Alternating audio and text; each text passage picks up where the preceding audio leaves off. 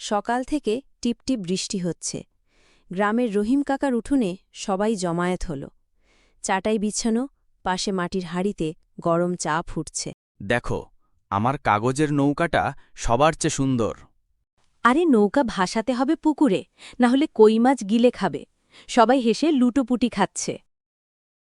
দাদু কাশির শব্দ করে বললেন, শোনো শোনো, আমি ছোট থাকতে একবার বৃষ্টির দিনে গাছে চড়েছিলাম।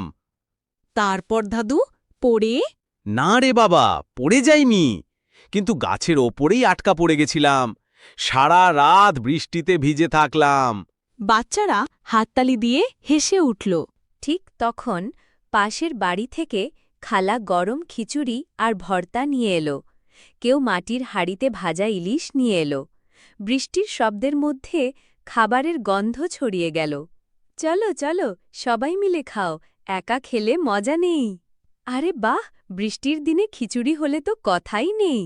সবাই মাটির থালায় খিচুড়ি নিয়ে একসাথে খেতে বসল।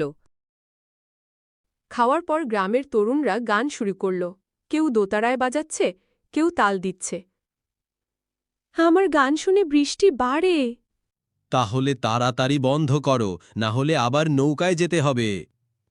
সবাই আবার হেসে উঠল। রাতে দাদি মোমবাতি জ্বালালেন। বৃষ্টির শব্দ, কুয়াশার আবাহ, একদম অন্যরকম মজা। দাদি ভূতের মজার গল্প বললেন। এক ভূত ছিল, থালি খিচুড়ি খুঁজত। ও মা, আমাদের খিচুড়ি কি ভূত খেয়ে ফেলবে?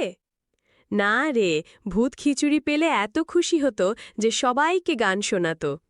সবাই আবার হেসে উঠল। সারাদিন আর রাত হাসি, গল্প, গান, খাওয়া দাওয়া করে কাটল।